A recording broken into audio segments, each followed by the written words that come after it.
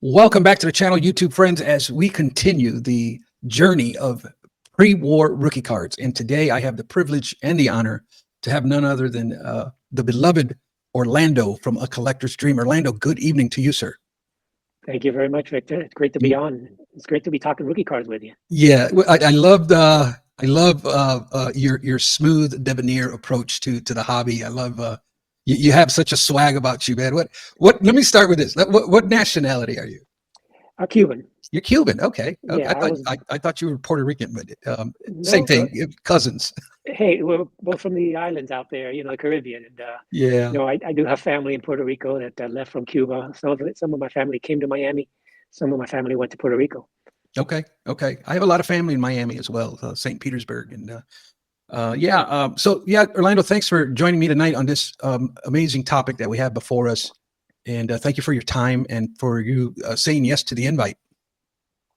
So I Pleasure. want to start. I'm going to start basically. I want to give you basically the same line of questioning I want to take with everybody because I think it's fair as far as me wrapping my head around things, and it helps me kind of stay organized. It helps my thoughts stay organized as well as I start to bring everybody on and kind of glean off of everybody's knowledge and their experience on the topic. I know you've watched a couple other episodes on the topic, and I'm going to start with the first one, and that is in the area of a pre-war rookie card should be a sports card. Do you agree or disagree with that concept? Yeah, I agree with that. It Oh, shouldn't yeah. be a photograph or anything like that.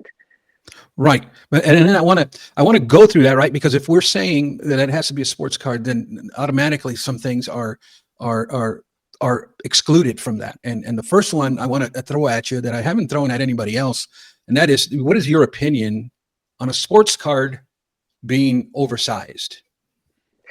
I'm okay with that. I Oh think a yeah. sports cards, they are oversized in many cases, especially when you go to the pre-war and very early pre-war. Okay. If you go back to the 1800s, there were the cabinet cards. So those were sports cards, even though they were really redemptions back in Hmm. the day. But in many cases, that was one of the few photos that you can, actual cards, because they are cards, they're just oversized cards. But yeah, I think that oversized, you know, before, of course, tops came around, back in the old days, cards were all different sizes, Yeah. from really small to, even some 8.5 by 11s. So I Yeah. do still consider them cards. They're just different sizes. There was no standard size back in those days.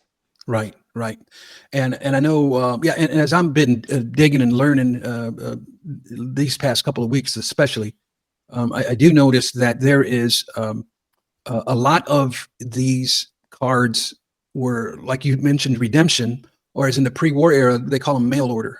Right. So a lot of them, what well, let me, I don't want to get ahead of myself. Let me go to this next part. So we're talking about exclusion. I asked the question about how you feel about oversized cards. You don't have a problem with them being oversized. The next one, and I know, again, the questions might seem repetitive, but what I'm looking for is the why. Why do you feel that way? So we're talking about photographs. Um, what is your thought on, because if we're talking that it has to be a sports card, then photographs are excluded. What's your take on that? Yeah, I mean, photographs, in many cases, it could be one of a kind, Hmm. and they were not, of course, distributed widely or even regionally. So I think it has to be some type of sports card that was distributed, either regionally or nationally to be considered a rookie card, in my opinion. I think, photographs, yeah, you can print as many as you can, but I don't think an actual photograph, even though some of the earlier cards, like the old judge, were literally photographs on cardboard, Yeah. but Yeah. it's a different animal there because those were printed to be distributed in cigarette packs. Okay. And that was going to be my next question, because in my research, I have noticed, yeah, that is, photographs were basically pasted onto a piece of cardboard. But you're okay with that? That makes it a sports card to you? Yeah, that makes it a sports card because Okay. they were distributed in packs, tobacco packs, Yeah. and they were made to be, distributed mass distribution. As far back in the Yeah. days, mass isn't like today, but they Right. were made for that and for As promotional issue. In many cases, they were promotional issues. Yeah. What about, let's move along then to postcards. Can those be considered sports cards? Well, that's one of the areas where it gets a little bit fishy. But for me, I do think that postcards are considered cards, and I would include that also in the rookie cards of players. Because they were again mass produced, even though they were not in packs, but they were made to be sold, at stores and things like that, where you can actually go buy them somewhere in different regions of the country. So I will count postcards, not postcards with team. I don't think a team photograph would be a rookie card of a player, even Okay. though maybe the first appearance of that player. But I do think that there are some instances where a postcard would be the first issue of a particular player. Ty Cobb postcard. That was kind of his first big issue. Yeah. My thing about it is two things. Number one, if we say that postcards are rookie cards, that really changes the landscape pretty significantly on a lot of other established rookie cards, and I'm real careful with that. The second thing is what I'm leaning towards is intent, and I don't know if that is legitimate. To me, the intent should be that it is a collectible, and when the intent is, I want this sports card so I can promote my product, or I want to make it a postcard so I can mail it to somebody. Even on the back, they have like an area where you can write and then an area for the address. To me, the intent is not a collectible. The intent is to use that image to promote a postcard. And I don't know if I'm off there or not, but that's kind of how I'm leaning on things when I'm trying to like put my hands on something tangible, trying to bring lines of clarity as to what is and what isn't. And a lot of people feel the same way I do, but there are also other collectors that feel the same way you do. So that's where where we're trying to decipher what's what. How about stamps, stickers, or labels, things like that, items that have some kind of adhesive on the back? No, I don't consider. I mean, stamps are stamps, so I don't consider those sports cards or anything like that. Now, you can go to this era and some of the panini stickers type things. Yeah. Those are considered, I guess, stickers with adhesive, but those were made to be pasted on books. But I think if you go pre-war, I don't think that stamps or anything with adhesives in the back were made to be, cards. I think those were more. I would group them in the stamp category. So those definitely, I would think, are out. I wouldn't Okay. consider those as rookie cards. Yeah. Yeah. Um, what about premiums? Yeah, I think premiums, you have to include those. We talked a little bit about the old judge, the cabinet cards. Those were essentially premiums. You had to order them. You had to literally you had to send in little tickets, Right. redemption tickets that were in the old judge cigarette packs. They brought a card and then a little. I should have brought. I have a sample of one of the little redemption certificates Yeah. that came because it was the card, then the redemption little coupon, and then you'd have to mail 20 of those in, or 50, depending on how many what you wanted to get. You can get an album or you can get an actual card. But I do think that those definitely are considered cards. Okay. Yeah. And my problem with premiums is a couple things. First of all, it's a lot of them were what I consider uh, regional minor distribution, and we'll talk distribution here in a minute. But that was that it was at a particular store, or you have really large items that resembled more like posters than actual cards, and so yeah, I'm really trying to get a finger on premiums and trying to figure out how that works. How about advertising things like matchbooks, calendars, schedules, that sort of thing? What's your take on that? No, I would No. exclude those completely. Yeah. Even though there were postcards that were made with schedules in the back, or they were actually team issued cards with the team schedules on the back, and those go way as far as the 1880s. Wow. So those I would include their team schedules, but the front of the card, the front is either a picture of the team or pictures of players. Well, I mean, if you look at the first card ever made, of the Cincinnati the Redlegs, that card was essentially an advertisement for the game in Mm, the back. okay. So you do have some. I mean, back in the day, Victor, all of these most of these baseball, I wouldn't say all of them, most of them were advertising. They were promotional issues. They were promotional stuff that were either promoted by certain businesses, certain companies, or by the team themselves. So they were really all advertising pieces. And if you look back at some of the pieces that are out there from all the way back from the old Judge, the Goodwins, the Allen and Ginters, and the Dukes, they all had some type of advertising in the back for most cases, Yeah. and some did have schedules. But I think as far as just a schedule, team schedule, no. But some of them were distributed as cards to promote the team or the player on the team.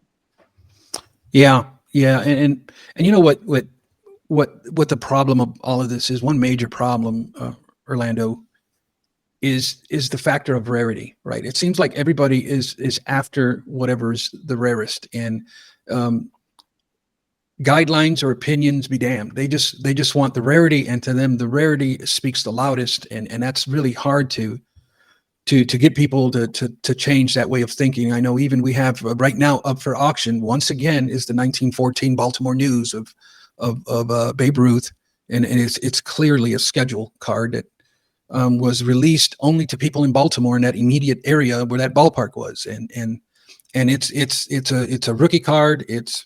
It's the true rookie card now. Last time it was just a rookie card. This time around, it's a true rookie card.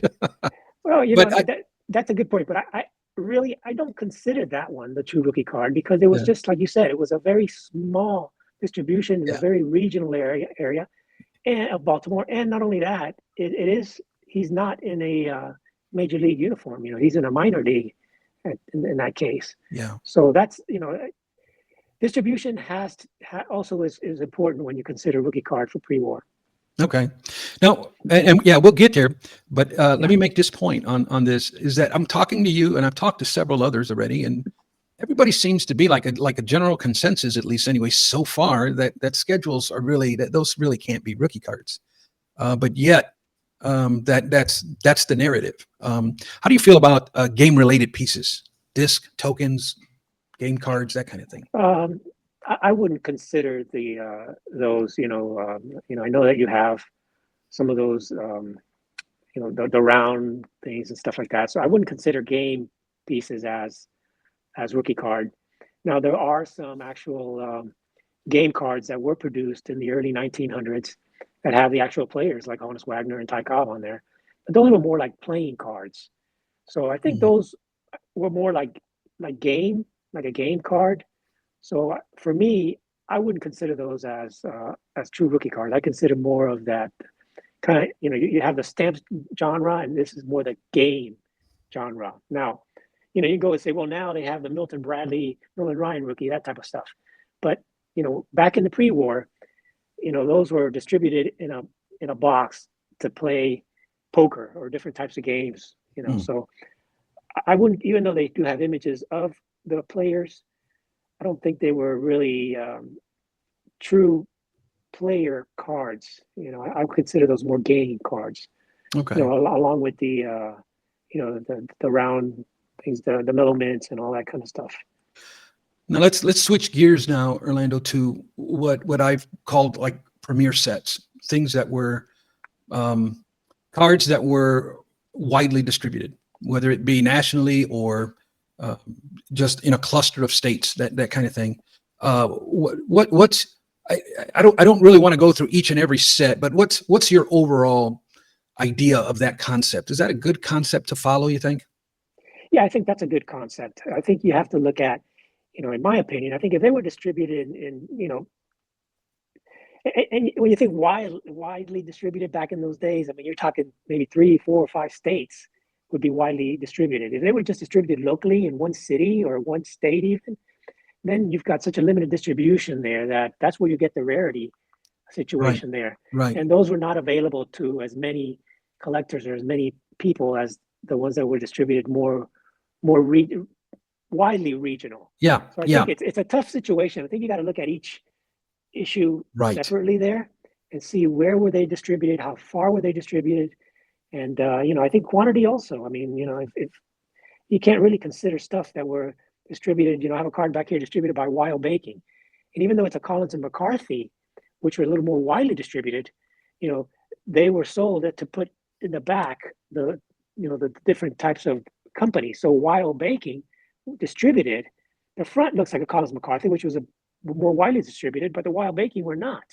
So I Hmm. think those you have to look at those and kind of rule those out because they were just distributed by either one company in one city versus a little bit larger distribution. Yeah, yeah, and I'm trying to make the designation between regional major and minor, and I'm still I'm struggling whether I like your opinion there. You know, 3+ states. I'm trying to determine what makes that broadly distributed. Is it more than one state? Is it 2 states or more? 3 states or more? I don't know. I gotta dig into that a little. You seem to think 3 states and above is considered widely distributed. I would think so. I mean, Okay. especially if you're talking really early, back in the early 1900s or 1800s, Yeah. we didn't have as many states as we have today. Do you And think is most there of these in were distributed, up in the Northeast too. right a So, lot of stuff yeah, that man I wish to be a collector in that region of the country during this time would have been phenomenal, right? yeah. Um, how about this, Orlando? Because here's what I get a lot of, and tell me if you agree with this. I get a lot of people that say, "Dude, we're in the era of the internet. Distribution doesn't matter. That's a thing of the past. Um, Everything is online and available if you want it." But my thing is that when we're trying to decipher and bring lines of clarity, I think distribution does indeed matter because distribution is part of the DNA of that actual item. It's part of the story of the card, and was it available? And for how long was it available? How far did that reach go? Because we didn't have what we have today. So distribution does indeed matter. What's your take on that? Am I off my rocker? I think you're right on with that. I think distribution is really the key when determining, I think the Exactly. true rookie card. Yeah. Because if you got something that was distributed in one city and it was only available there for a short period of time, you know, I, Yeah. Right. I'd rule that out. I mean, there's no way that even Jefferson Burdick couldn't find that card in many cases. Yeah. So I think you got to really look at the distribution and see. I think you're correct when you're saying it's got to be more in more than one state. I would think. Okay. Um, Now, what's your take on a premiere set? Now we're talking premiere sets. Does it have to be like I don't want to call it a mainstream manufacturer because back then it was more like commercial issue. Does it have to be like a mainstream manufacturer, or can a private publisher uh, be the manufacturer? I think it could be a private publisher. I mean, if you look at it in the case of the M101-4 and 5, Right. those were literally a photographer that promoted his photographs and sold them to different types of companies or businesses that would stamp on the back or they were blank back. So they Right. were widely distributed, even though it was really just produced by essentially one guy, Right. So the Right. different backs were rarer than others, Right. but they were basically a kind of a national issue if you really look at it. Yeah. That them M101s, they would say for Babe Ruth, there's 19 versions of that card. Yeah. So that's like a pre-war parallel card. Exactly. It's the same thing with the T206s. Yeah. I mean, when you Yeah. look back, I think you'd have 17 Ty Cobbs, especially with the Ty Cobb back. Yeah. Yeah. So, and that's because of the American Tobacco Company. Yeah. What about well, because now we're talking about private publishers, and here's the problem that I have. It's twofold. The first one is there's a lot of like mom and pop shops that created cards, and a lot of them were like lithograms, kind of like cartoon drawings or paintings, that sort of thing.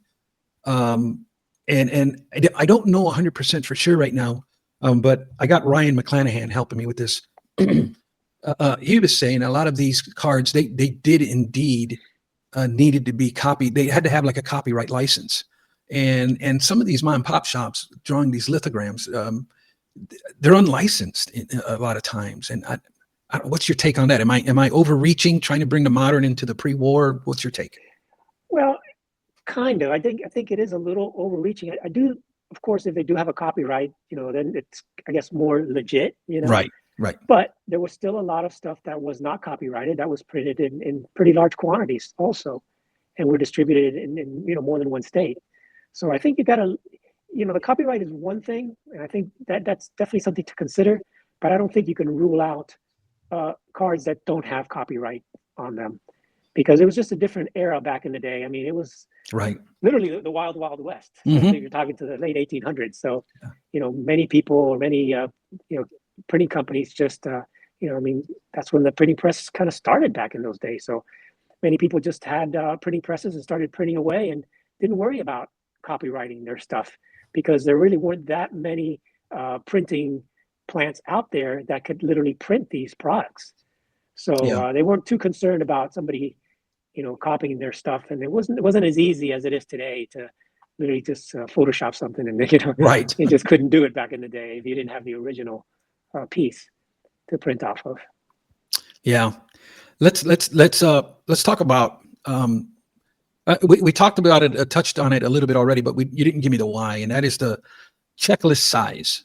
Okay, and I've been looking at old cardboard website, and I'm looking at some of these sets, Orlando, that have like one card, or there's 6 cards in the set. There's 8 cards in a set, 4 cards in a set. It's like, can we really even consider that a set with only 4 cards in it? That's tough to consider that a set. Yeah, it But is. in some cases, if it was like certain players from that same team, I can't remember the set that was produced by the Pirates that had just the Pirate players. It has Honus Wagner in there, and it's a small set, but it was pretty widely distributed, in the Yeah, area. So I think you have to consider both of those things. But for the most part, you do want a set that's going to contain, more than 4, 6, or even 10 right. cards. It doesn't make You know, sense to me. In comparison now, and we're talking stuff from the late 1800s, Orlando. right, right. Old Judge has the checklist is 500 plus. Old Judge Well, cabinets 400 plus. right, So there right. is stuff out there, that is. And if you look at the old Judge cards themselves, not just the cabinet cards, there's literally over 5,000 different cards produced.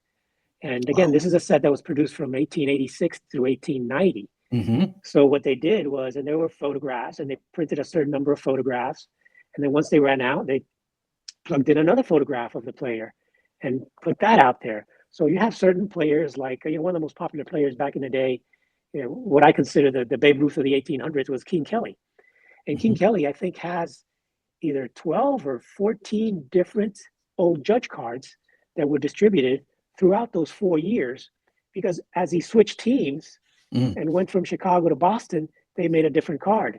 And then Wow. they made, different poses of him, because it was little more expensive to produce pictures and photographs back in the day. So they only produced, I don't know how many, I would say maybe a couple hundred or maybe even less than that of each photograph. And then, they changed it as every year went on. And, that goes back to, here you go. Here's a set that widely distributed, distributed by the Goodwin Company, and the Goodwin, they owned the Old Judge and Gypsy Queen cigarettes, and they were the largest tobacco distributor back in the 1880s. They were produced more than Allen and Ginter and Dukes. And what they did was, they started with those photographs. And now, let's say, you're looking for the rookie card of King Kelly. Would you consider the one that was produced in 1886 to be the rookie card, or the one that produced in 1887 or 88 or 89 or 1990 or 1890? Mm. So when you think about it that way, it gets very, very confusing, because here's a player that, even though it's all the same set, all old Judge, Mm-hmm. some of his cards were produced in the earlier era, and you could tell by the look of the card. The early ones have kind of like a half moon on the top, and they had different designs because they changed the designs, Mm. back in the day. So what is his true rookie card? Was it the first picture that first came out in 1886, when there probably were 2 or 3 that were produced in the same year in Yeah. 1886, and another 3 or 4 in 1887, another 4 or 5 in 1888. So it goes like that. And Yeah. even if you look back at the T206 cards, in T206, there's really one major considered rookie, and that's the Tris Speaker. Because if you look at other players, there were other cards produced, caramel cards produced of those earlier. Mm. But if you look at that, again, T206 were produced from 1909 to 1911. Mm-hmm. Now, we do know that certain issues were produced in the 1909 and others were produced in 1910. So if you look at like Polar Bear cards were started in 1910. So, would you consider a Tris Speaker Polar Bear his rookie? Or would you consider his Sweet Caporal produced in 1909 with the 150 series, which was the first series produced? Mm-hmm. Would that be his true rookie card? Because it was produced a year earlier. Mm-hmm. And again, Sweet Caporal has, with all these different backs, you have the 150 series, then the 350 series, and then the 450 series. Yeah. So they're produced in 1909, 1910, 1911. So the same card front, it all looks the same, but the back tells a different story. Mm. So, that's where you really get into the weeds, Mm-hmm. so to speak, when you start saying, what was his true rookie card? Yeah. Yeah. It's a 1909 T206, but some T206s were produced in 1909, others were produced in 1911. Right. Right. And the rule of thumb, at least in the modern, is, the first card featured in the set gets the true RC moniker. So that's, that's challenging. I see what you're saying there. Thank you for sharing that. I want to move on to this other thing about, again, we're trying to wrap our heads around what is considered a premier set. Would you consider cultural significance or hobby acceptance to be more of a determining factor? I think you got to look more at hobby acceptance, Okay. but you got to consider the culture aspect too. You got to consider both. Yeah. But I think Yeah. the hobby acceptance probably overrules that. Yeah. Yeah. If it's pure, because a lot of times there's agendas behind that, and that's the historical hobby acceptance, not current day hobby acceptance. That's a great point. Yes. Yeah. All right. What about things change? Things change. Yeah. Yeah. All right. I want to move along now to. I'm trying to wrap my head around what should be like a core criteria for consideration, and that is, should first major appearance be a core criteria? Yes. Yeah, and let's define that, right? Because the way I worded it was first major appearance. A lot of people just say it's the first image on like whatever, and that's so if his first image is on a postcard, or if his first image is on a matchbook, or if his first image is on a schedule, that's the rookie card. And I seem to think the first major appearance, meaning it depends on what. Right. I agree completely with that. Depends on what. I mean, you don't Yeah. want it on a piece of newspaper or a newsprint or something like that. Right. I think it has to go back to being a card and being, Right. Again, distributed pretty widely. Orlando, I've seen that, a newspaper clipping. Yeah. Rookie card. Yeah. It's not funny because that's some hobbyists feel that way, strongly feel that way. I've seen that on eBay. It was, it's the first thing produced, and it's a clipping from a newspaper. Yeah. So again, a core criteria, we're talking widely distributed. Do you agree with you do agree with the major minor differentiator there? You think that's a good criteria to have? Yes, I think you need that. Yeah. Yeah.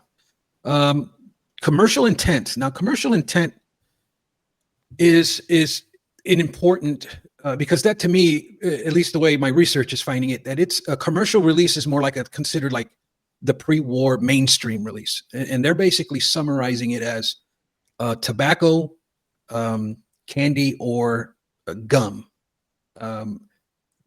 Would you agree with that? I would agree with that. Yeah. Okay. You also have ice cream cards. Remember, they were distributed sometimes with ice cream. Yeah. Yeah. But yeah, I would agree with that completely.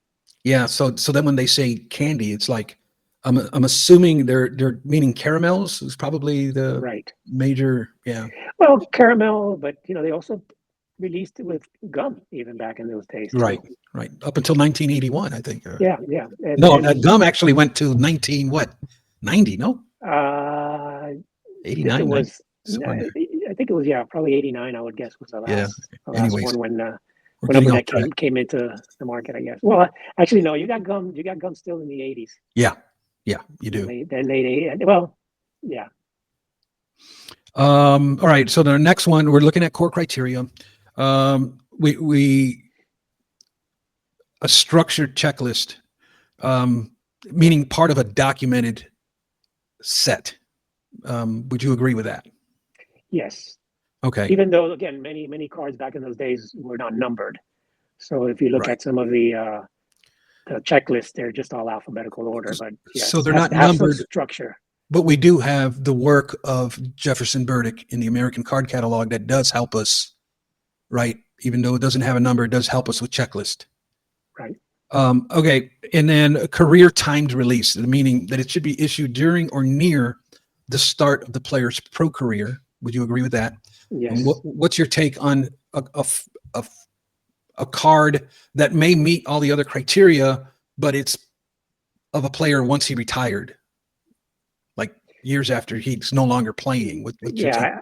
I guess like the Josh Gibson Toloteros card. Yeah, Um, it's a tough egg to crack there, man. it's a tough one because it's definitely not a plain days. It's past plain days. Yeah, But that particular issue, I mean, there aren't any other Josh Gibson cards, so that's what they I- consider it. But personally, I would not consider that a rookie card. I think it has to be during his yeah, playing days. right. That's what I would consider a rookie card. I did a video on Josh Gibson's card, and I found that the Toloteros to me is like more like a tribute card more than anything Right. else. But I do believe he does have a postcard of some sort. It might be an exhibit from 1930 something, if I remember Yeah, right. it's But a there's only like postcard. there's one in There's existence, so there's it's like one. I think it's a 1934 postcard, yeah, and it's actually signed front and back by Josh Gibson, but it's the only one known to exist. So I right, don't think you can consider that. And of course, it wasn't widely distributed, obviously, because only one has ever been discovered. right, So I think it was just probably printed up in, a small print shop, maybe even printed just for Josh Gibson himself to distribute. Who knows? yeah, But I think it was that you can't consider that a rookie card either, even though it is the only known plain days card of Josh Gibson. yeah.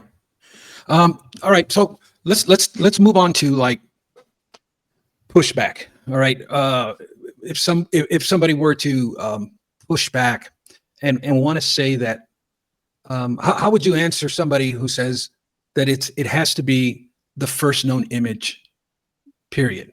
I know you're friends with what's the gentleman's name again? Share his name.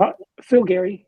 Phil Gary published a book, the rookie card book, and this is it. I'll give him a little plug there. Yeah. And Yeah. And he also has a YouTube channel now as well. He has a right? YouTube channel. Yeah, it's I think it's Rookie Card Collector 3. I think that's his channel. Okay. Maybe you can look it up and put a link in the description there.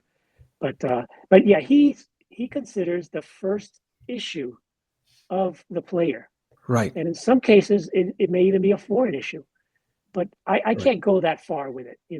I think it has to be again a widely distributed. He did a video recently on Luis Aparicio, and there's a real early card of Luis Aparicio, but I think there's only one or two known to exist. So I don't think you can include that, and it's a foreign issue on top of that. Yeah. I think it has to be a widely distributed. I think issued here in the United States, in my opinion. Me too.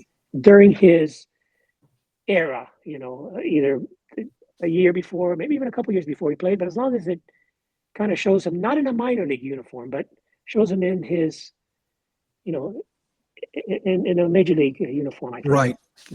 Right. Yeah, I got a big video on foreign cards. I'm getting ready to press record on that. But I like your points there, and to me, it's one of them things that, the first image.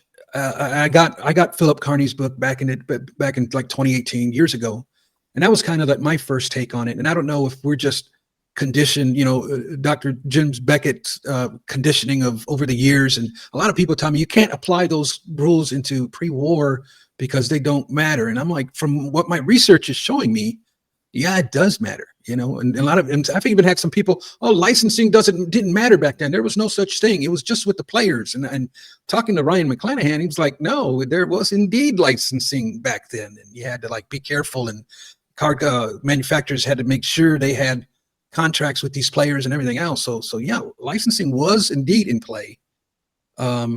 And distribution in pre-war has always been a thing with collectors. Might not be everybody, it might not, you know, maybe nowadays the majority of the people don't agree with that, but there are some of us that do still think that was really important. Okay, so the next piece of pushback is the hobby acceptance. We talked about that a little bit. Agendas, right? So I think judging the motive behind having historical context, I think has to be in play here. Not so much auction house headlines. Would you agree with that? Completely. Auction houses are going to exaggerate because they just want to sell the product. Yeah, yep. So they're going to call, you know, the 52 Mantle a rookie card. Right. And then the next month, the 51 is going to be the rookie card. Yeah, exactly. So as far as I wanted to, I'm trying to wrap my head around a definition of pre-war rookie cards, and I don't have the image in front of me, but I'll just read it, and then if you can tell me I disagree or disagree, I would add this, I would remove that. Okay, so here it is: a player's first widely distributed, commercially intended card issued before 1948, during or near the start of their professional playing career. Sounds good so far. Okay. And that's kind of where I'm at with it. And to me, words matter, Orlando. And I think that is the starting point, I believe, for me anyways, is I need to wrap my head around, number one, what is the definition of a sports card? Because when I'm looking at pre-war, I'm looking at all kinds of things. The next thing, what is my definition of a pre-war rookie card? And I've been doing a lot of, I'm creating a glossary for pre-war rookie cards. Because the lingo is the language is so rich, and I think there's little nuances on exactly what certain words mean in this era, and there's a difference between a commercial issue, a premium issue, a food issue, and all the verbiage that goes along with it.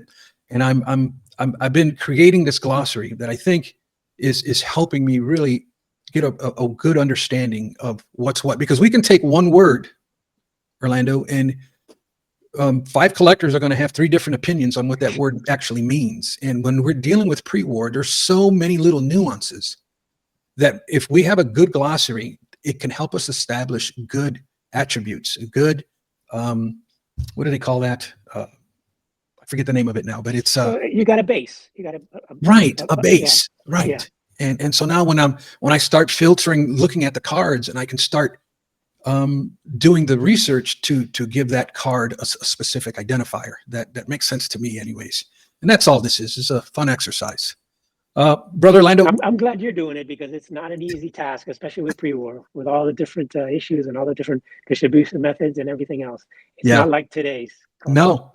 And actually, you know, as crazy as like ultramodern is, to me, they're the easiest cards to figure out what's what. I mean, with the rules that were implemented by the Players Association in 05, it's pretty cut and dry. I mean, I can take a list of 4,000 cards and I can pinpoint the rookie cards, the true rookie cards anyways, in a flash. But pre-war, got me scratching my head, man. But it's so much fun. This is the type of stuff I kind of nerd out at, and I have a lot of fun doing. And thank you, man, for your help and your guidance. You're more popular than I am, so I don't know if I don't know that. Where do we find you? Everybody knows Orlando, but give yourself a plug on your channel. Okay, right? Yeah, I'm only on YouTube, ACollectorsDream. Yeah. So you can go ahead and check me out on YouTube. I try to put out at least a couple of videos a week, and you know, my channel is really just about showing cards, talking about the history of the cards, talking about the history of the players, and you know, I'm just a history fan.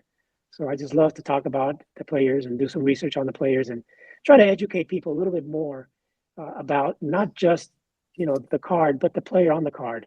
Because, you know, if you think about it, you know, these guys made an impact, whether it was in the 1880s or whether it's the 1920s. They made an impact to the country or to people. And I just want to make sure that they remain relevant. And so I try to do that and just share some stuff that you may not have known. So it's a little bit of a kind of a like Ryan McClanahan, kind of a little bit of a history channel, and maybe showing some rare cards that you may have not seen in the past. Yeah, yeah.